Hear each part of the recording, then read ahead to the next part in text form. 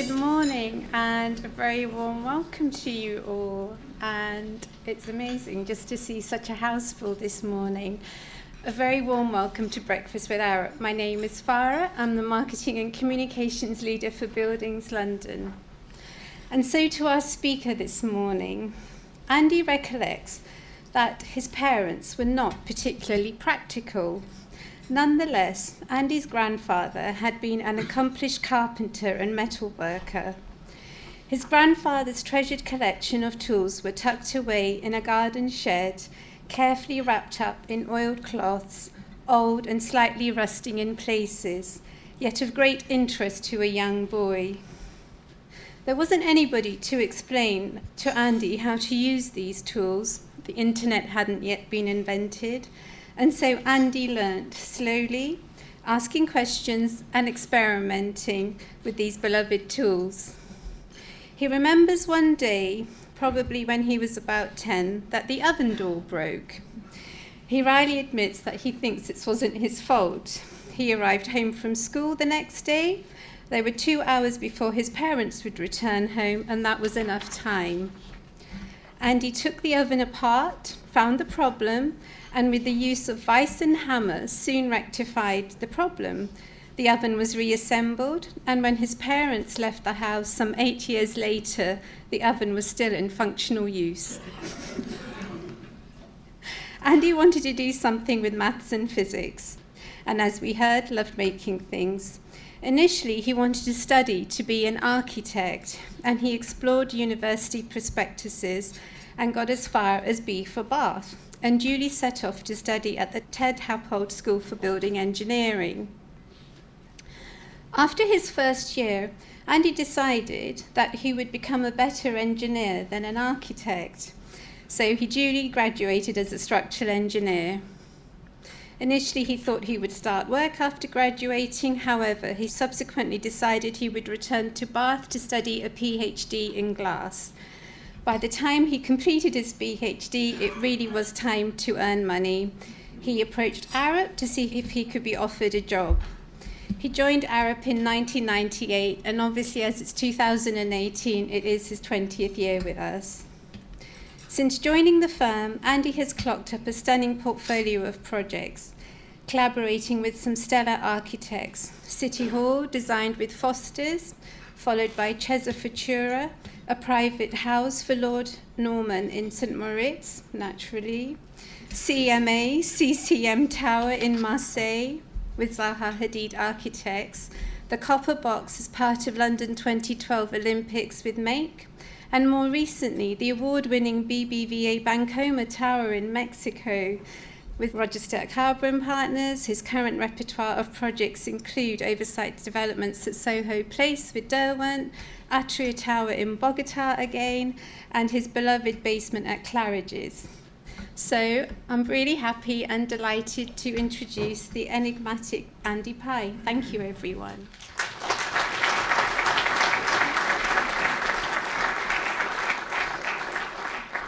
Thank you, and thank you all for coming.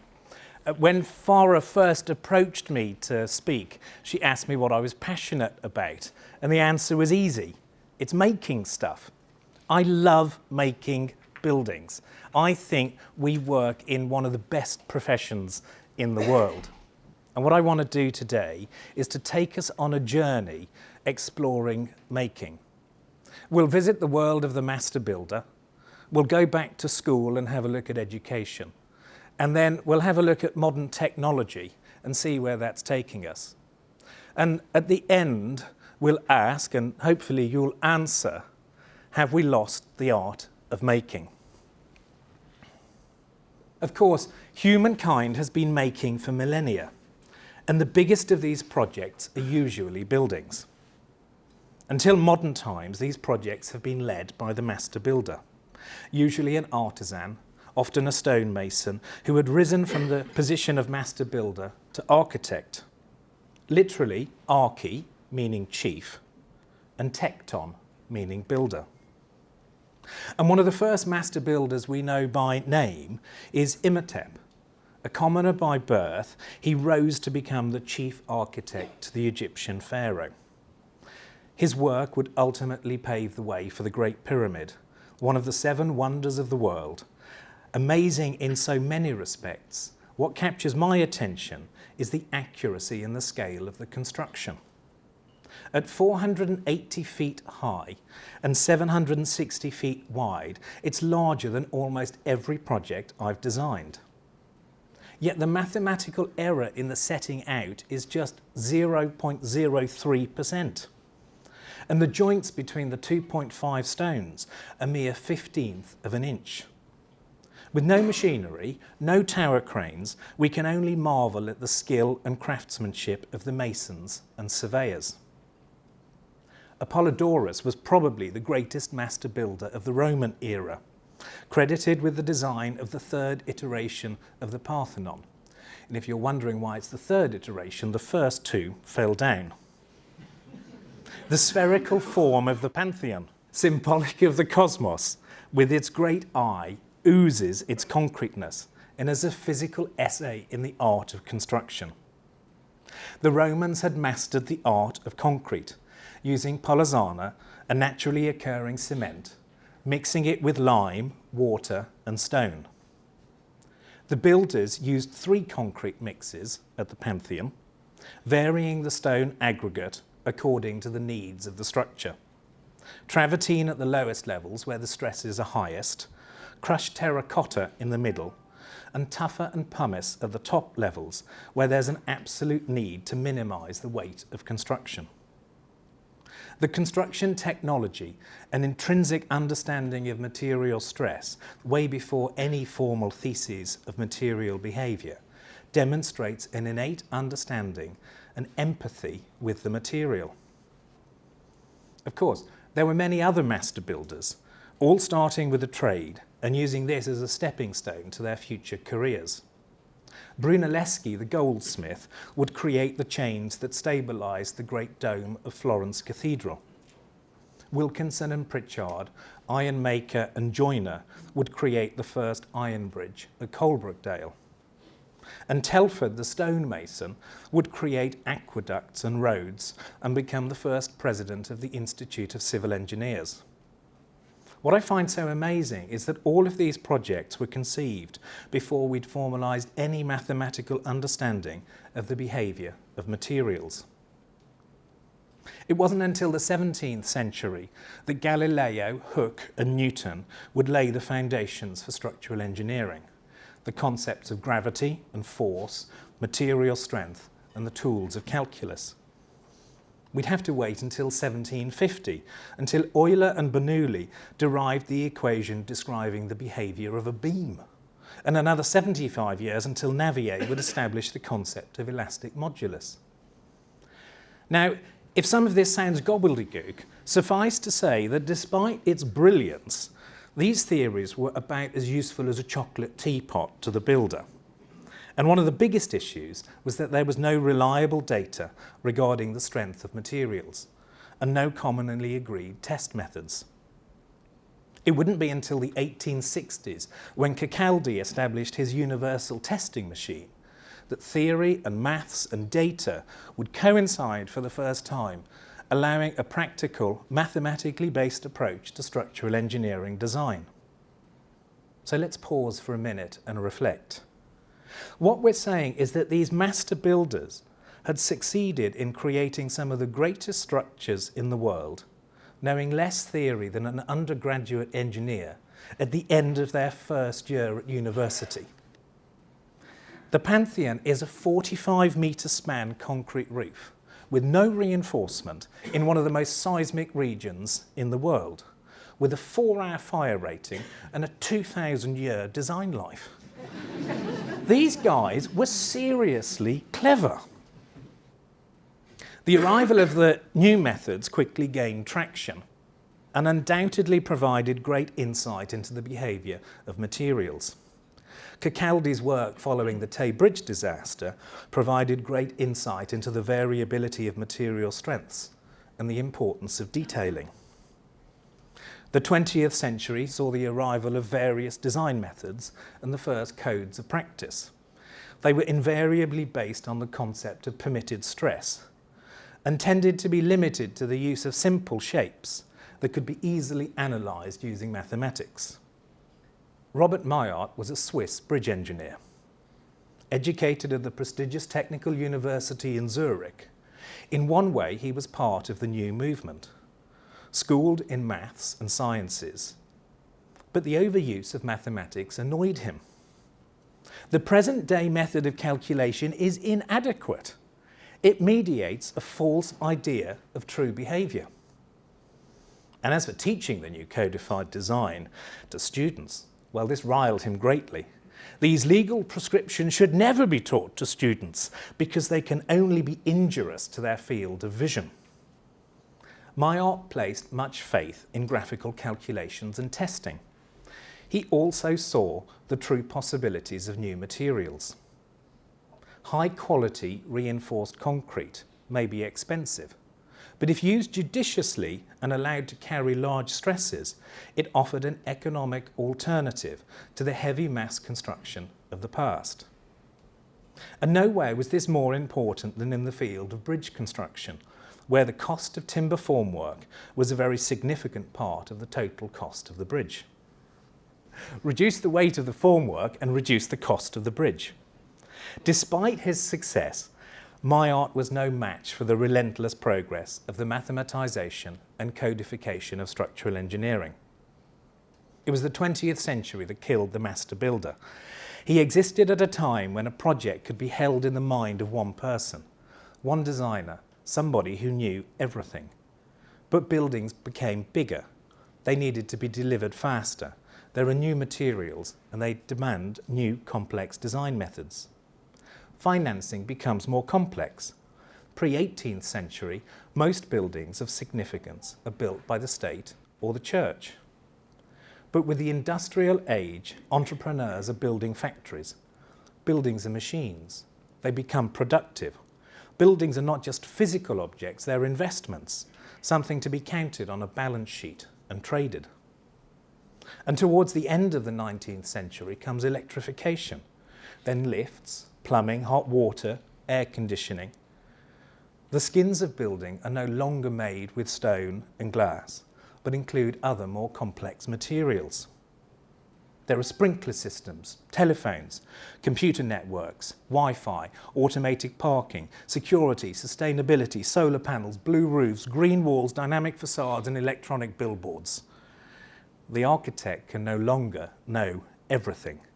They need consultants, specialists, trained in the new methods who can provide independent advice. The story of contractors is similar.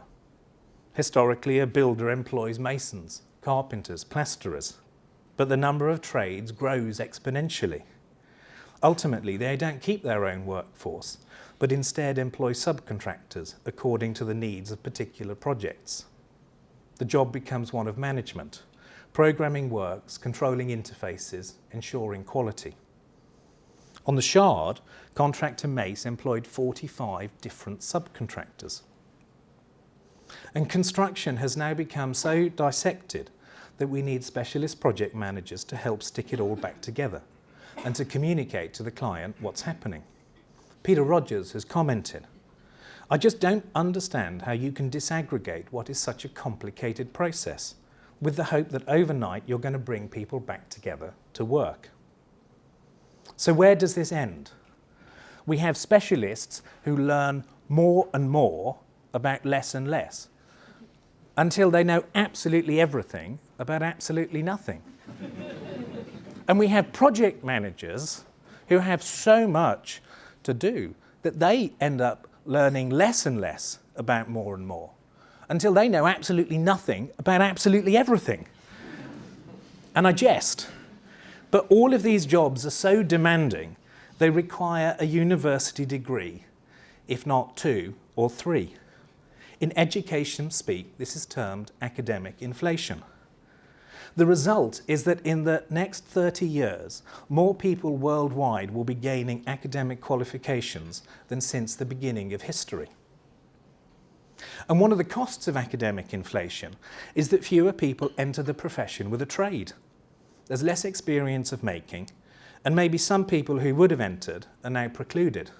They're intelligent, but not academic. It used to be that alongside academic subjects, engineers would be taught a selection of practical skills: plumbing, welding, surveying, and more recently these have been eroded, replaced with law, finance, health and safety, BIM, optimization, contract administration. And many commentators bemoan the vocational bit is missing in our education system. But which of these subjects would you remove? Interestingly, Germany, that engineering nation synonymous with quality, which fills our kitchens and driveways and lift shafts, takes a rather different approach. Vocational training is held in high esteem. Nearly 50% of 16 to 18-year-olds enrol in vocational training. In the UK, this is just 33%. Interestingly, Germany also spends less on education and has fewer people educated to degree level. In the design office, things are no different. The Institution of Structural Engineers used to require that chartered engineers spend 12 months working on site. Nowadays, the wording is somewhat softer. Ideally, the candidate should complete a period of site experience. It goes on. It's recognised that not all candidates will be able to spend a continuous period on site for any significant length of time. If the chartered engineer is the ultimate defence in society's search for safety and quality, how are these young engineers going to gain the practical experience of what's good practice, of the practical constraints and pressures faced on site? I believe we're losing an empathy for the materials we build with and the people who build. To the contractor's question, how do we build that? The answer too often comes back, I don't know, that's your job. Have we lost our interest in making stuff? In her seminal book, No Logo, social activist Naomi Klein comments, in the sub-contractor model, the act of production is less important than the act of building our brand. I hope that's not us. So, have we made a brave new world? Does this disassociation with the art of making make us better, faster, more efficient? Well, the 21st century has already delivered some exceptional buildings. For me, the Water Cube, Bosco Vertical, Burj Khalifa, 181 Fremont stand out as being exceptional. And we've delivered buildings that previously were not possible. However, a 2017 study in The Economist shows that the global productivity in construction has flatlined. At the same time, the economy as a whole is up 70% and manufacturing is up 100%. The report highlights a fragmented industry and the very large numbers of projects which come in late and over budget. Sound familiar? Of course, the master builder had their own problem projects. The outturn cost of Iron Bridge was double the initial budget. Brunel's Thames Tunnel far exceeded its budget and was put on hold for 7 years until additional funds could be raised. And the construction of the Houses of Parliament lasted for over 30 years and saw the death of both architects. In their 2015 review of the century's most troublesome projects, CIOB note, disputes continue despite new technologies such as BIM and the increasing use of technology. And the 2017 Arcadis report, Global Construction Disputes, shows no signs of any decrease in either the value of disputes or the length of time they take to resolve. On the face of it, our greatly increased academic training seems to be giving very limited return. Now, I like to keep things simple, so forgive me. But when projects are going well, people don't naturally reach for the contract. If a project is going well, the contract tends to stay in the bottom drawer. And given the opportunity, most people will choose a win-win outcome. It's not the contract that causes the dispute. It's some underlying error in construction, planning, costing. Design. Thank you. That was in my list.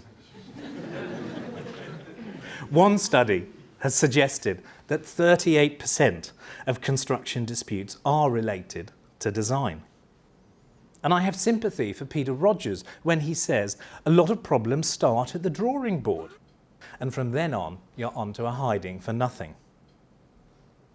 As well as designing new shiny buildings, I get involved in forensic engineering, helping clients and contractors whose projects have gone wrong and trying to identify how to fix them. Because of their nature, I can't talk about them in detail, but without exception, in every case, the problem, once unpacked, is easy to understand. They don't require a PhD. They tend to be related to some very practical element of construction, which is not being fully understood or allowed for. So my call is for all of us, clients, designers, contractors, to keep it practical. Stay focused on the making process and stay close to the people who make our buildings. I've 5 simple suggestions which may help to get us there. They're not groundbreaking, but practiced together, they might take us to a better place.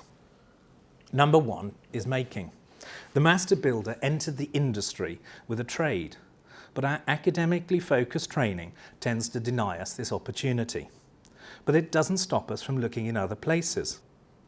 It was several years ago I first met Robin Partington at a party. He was talking about how he takes his whole office on making days.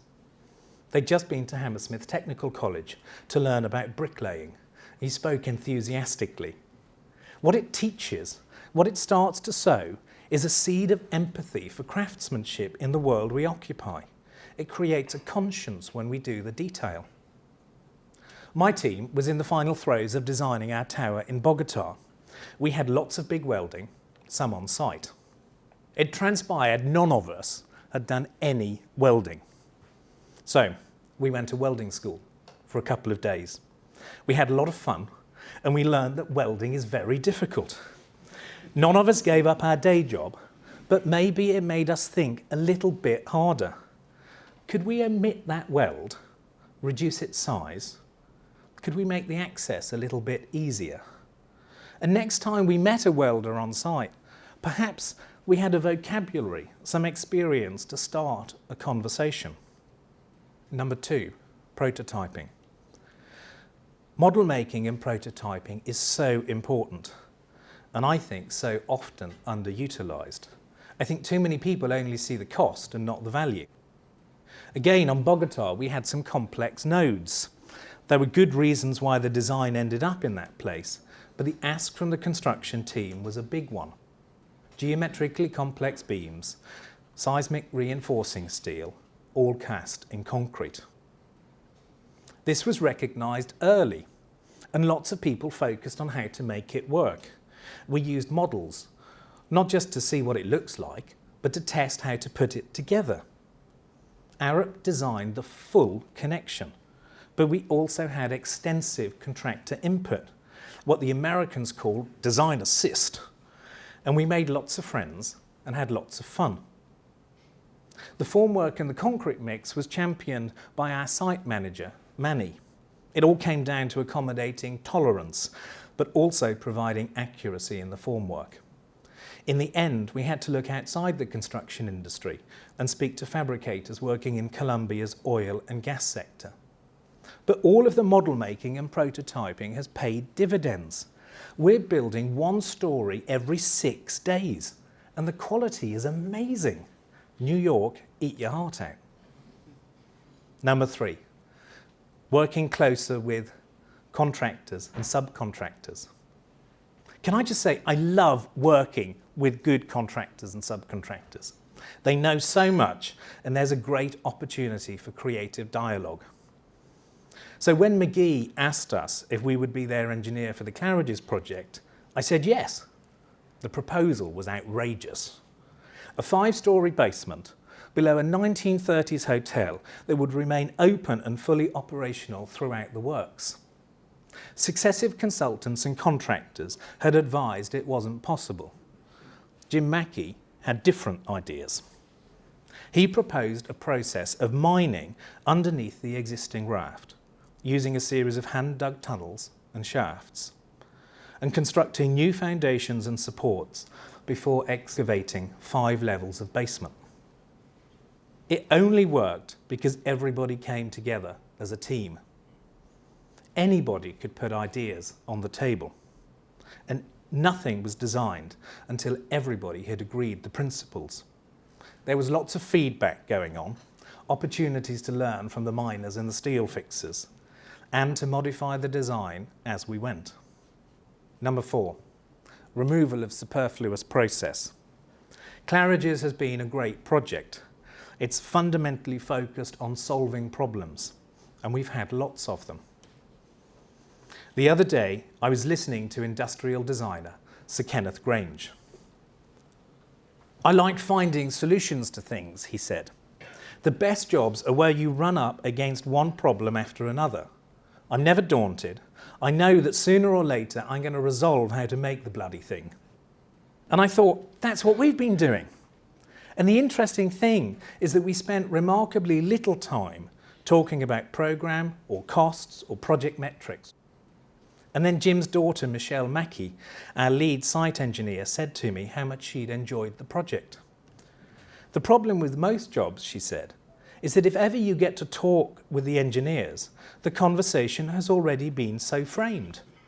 By project managers, program, costs, contract, you can never have an authentic dialogue about design. I think what she was saying is that all of these things are important. Of course they are. But if process starts to take over, then I think the process is wrong. 5, embracing digital manufacturing. As we discussed earlier, there's a big push to improve efficiency in our industry. And whilst I think a lot of this might come from better construction-led design, I also think there are significant opportunities in digital manufacturing and modern methods of construction. A lot of work is underway in this area, from 3D printing and drones to robots and prefabrication. It's often difficult to know what will come to the fore, and I'm certainly no expert. But within this broad field, 2 projects have recently caught my imagination. Philip Block recently spoke at the AA about Armadillo Vault. It's an installation for the 2016 Venice Biennale, and the vault is a super thin 16-metre span shell without any glue or reinforcement. The selection and review process for the exhibit took so long that Philip's team were left with just 1 month to manufacture the arch. And key to its success was an intimate understanding of the manufacturing process. Robot-controlled saws that cut to an accuracy of 0.4 millimetres. The cutting process had limitations, but these limitations actually formed part of the design. And ultimately, the whole structure was proved by testing. As Philip spoke, I was struck by how much of his thinking and process echoed those ideas put forward by my art at the beginning of the 20th century. But what I like most is the connection between making and design. Engineers who are intimately involved in the making process, who understand the materials and the tools available to them. Another project that's caught my attention is MX 3D Bridge. This Dutch startup is using 3D printing to create the first large-scale printed bridge. The stainless steel bridge will span 12 metres across a waterway in central Amsterdam. They're not simply automating conventional construction processes. They're looking at what robots can do and asking, how does this change the way we build? Just like Philip Block's team, they're blending analysis, manufacturing and testing to realise a new and very exciting project. I very much hope that I've inspired you this morning to think again about making and to ask the question, have we lost the art of making? And perhaps as we go back to our projects this morning, there's an opportunity to look again at how we fuse technology with an empathy for materials and the making process. And maybe you'll be inspired to go and make something with your team and to remind yourself how difficult and skilled construction is. Thank you.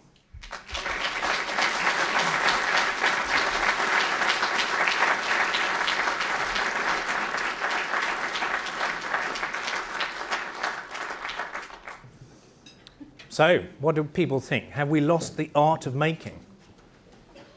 Come on, I'll start you off, Andy. Jeff Taylor. I'm a wicked nasty developer.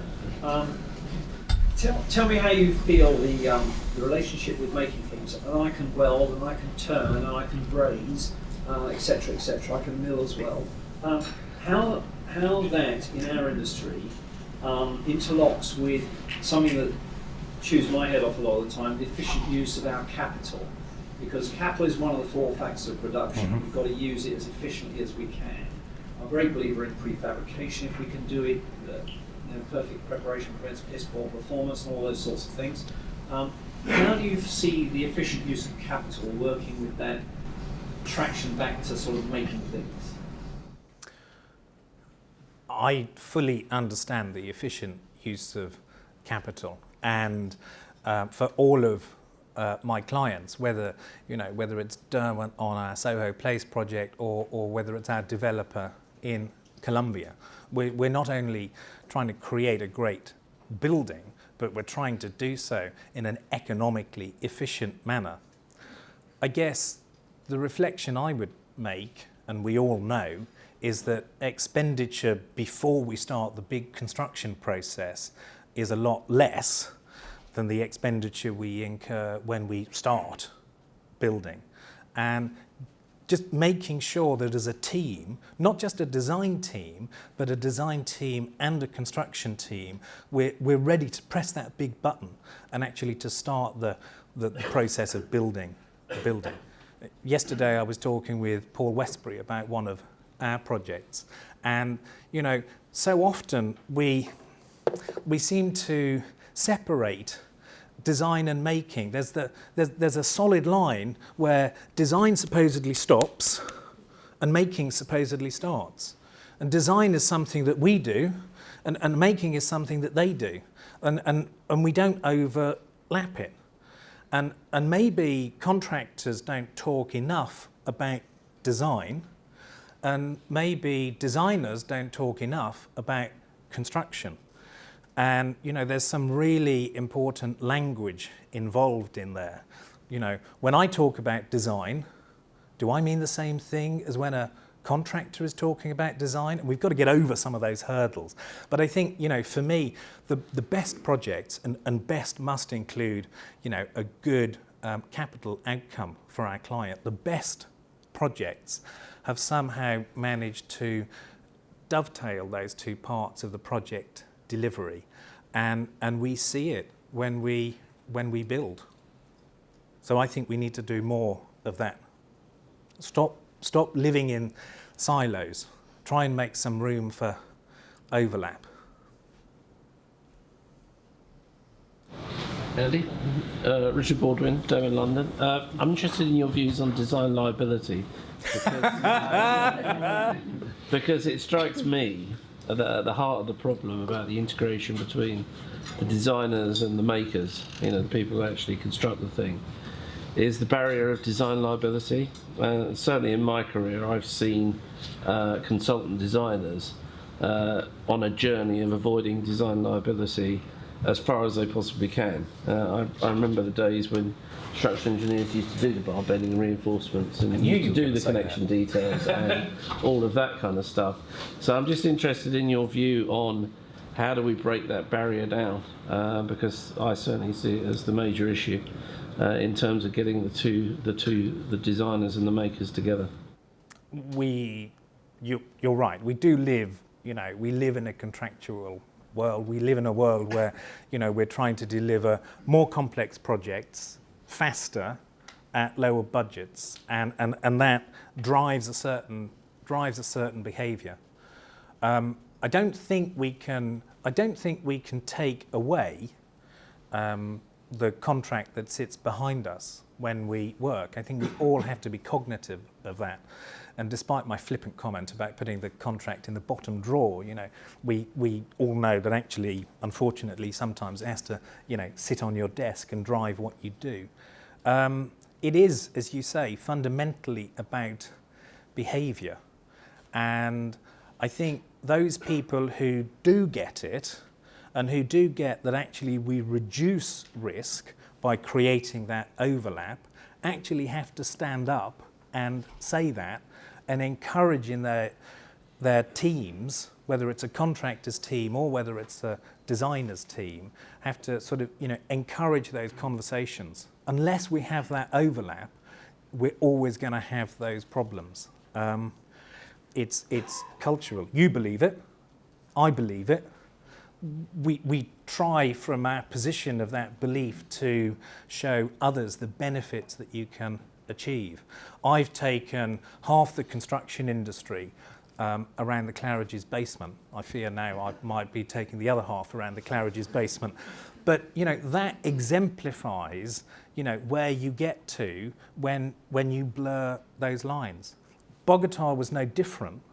If we hadn't started to have that dialogue about how you build the thing, we wouldn't now be in the cycle of putting up one floor every 6 days.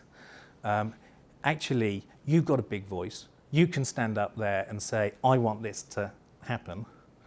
I've sometimes got a big voice. I can say to my team, I want this to happen. You're all, captains of your various parts of the construction industry. We just have to say it will happen. People hang on your every word. Yeah? If that's what you want, you have to say it. We have to say it. Andy, I need to say something before I invite you. Hello, Brian. Parking your own repair work to one side. Do you think we've almost peaked on unusual special designs? Do you think we should sort of stop and hold back a little bit and let the making bit catch up? Far from it. Unfortunately, I think we are going to see an acceleration of unusual designs. One of the wonderful things about putting this talk together is that I got the opportunity to go and see a number of people across our industry. I spent some time with Peter Rogers, I saw Robin Partington, and last Friday I went to Imperial and I saw Professor Leroy Gardner. He's doing the materials testing for the bridge in Amsterdam. And what they're doing and what they're thinking about is incredible. And I don't think we're going to stop the advance of technology.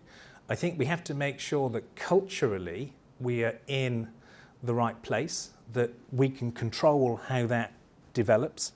As our deputy chairman has spoken about, I think we have to be very careful we don't create a digital divide, because an awful lot of what is happening is being driven in the digital world.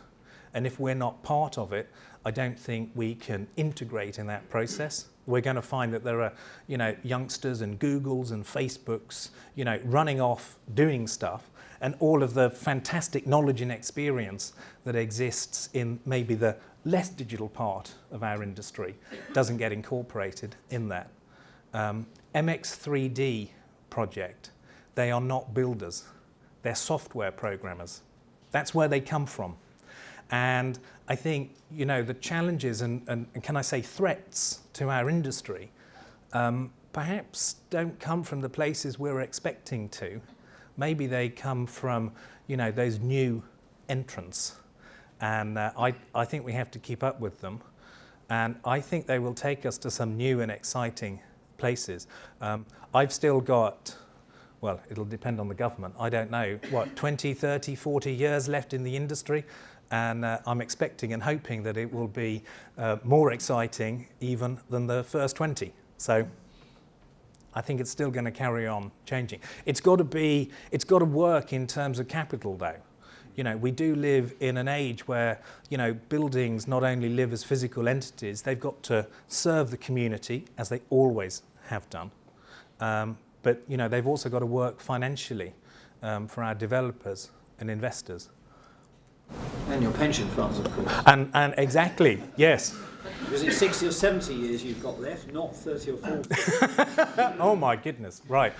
I think we better find some artificial intelligence to keep me going then. Right. Len Housey from Canary Wharf. I was interested in the sort of cultural differences that you were describing between Germany and the UK in terms of vocational education. And the emphasis now the government are putting on apprenticeships and modern apprenticeships. How Very much do you topical. think that those are going to serve the issues that we're confronted with today? I think unless we as an industry do something, I don't think they will serve the issues we face today at all. I think if we as an industry embrace and have some, roles in guiding how those apprenticeships are used, then maybe they do have an opportunity. I mean, I'm not an expert in education. I am hopeful, and I was talking to one of our colleagues beforehand. I mean, a number of people in the audience today will have come up through some sort of trade-based route. And I think we have to recognise that in the industry, potentially within the next 10, 20 years, those people will have moved out of the industry. And the industry will almost be homogenous in terms of people who've come up solely through an academic route. There are great opportunities that those new people and the skills that they have bring, but I don't think we mustn't lose the very good and real benefits that perhaps those more trade-based entrants to our industry have brought. So I'm hopeful. I don't know how we go about doing it, but I do think, a bit like the other question, I think it's up to all of us. Yes, I think it's part of the industry needs to drive that process and try to steer it in a particular direction. I just get the feeling that the current approach, shall we say, of the government and government departments is probably not the best one. Well, there's a challenge. There's a challenge to all of us. I thought it was a hugely inspiring talk. He hit on a lot of the key issues in our industry. Our industry, as most people know, is going through a massive time of change, and over the years it has changed a lot. Many of the issues that he mentioned are issues that people find really difficult.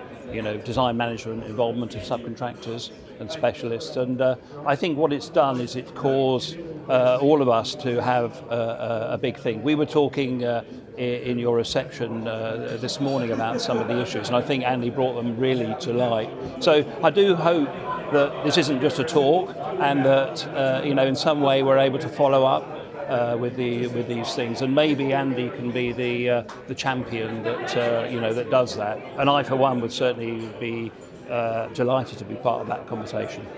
I think it was an inspiring subject, absolutely, and one that's sort of close to my heart as well, really. And some of the messages that came across were really strong about collaboration, particularly working with individuals and specialists in the trade and from the contracting side. So I thought that was a really strong message.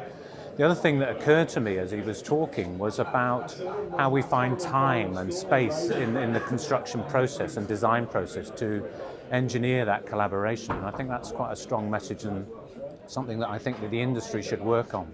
I think you've got to, where you feel, work with collaborative teams, build relationships, and in that way you can foster positive outcomes, I think, in terms of sorting out some of these complexities that lie ahead for us, I think, in the industry. It was a fantastic speech by Andy this morning. My observation, though, is I don't want to lose the art of maintaining. And I think it's great that he's making the connection with master builders and the art of making, but seeing that operational and maintenance costs often far outweigh the capital costs, I think that we need to transfer or extend that call to arms to make sure that we don't lose the art of maintaining a building, which is almost in the same kind of category and risk as the art of making. I think it's important that the engineers and architects, surveyors who work for me, that they have that fundamental grounding in how everything is done, how things are put together. Because it's only when you understand how things are made, put together, that you can operate, maintain them. I think the construction guys do a great job, build some fantastic, design some great buildings, but my responsibility is keeping them running for the lifetime. And you need people who know how to do that and how things are put together in the initial phases. Well, first of all, he spoke very fluently and compellingly, which is always a good thing. He's an inveterate engineer, which strikes a chord with me being an engineer. He's right. Making stuff is very, very valuable. And it also teaches you, if you play at it, just how difficult it is for someone else to make it. So understanding someone else's perspective in a construction project is very, very important. My thoughts and my message about the rest of the industry, including the developer side, is we need to bring back some integration. The industry is very, very disparate. From where I'm standing now, 6-iron would probably hit 100 architectural practices. So we are very, very disparate. We're not going to change that, but we need to, it's an old-fashioned word, I don't like it terribly much, but we need to collaborate a bit better. And cooperate. I prefer the word cooperation. Collegiate would be an even better word, perhaps, to make the industry work better for the end product. And the end product needs to serve the protagonists in it, but also the community. We need to leave somewhere better than when we started.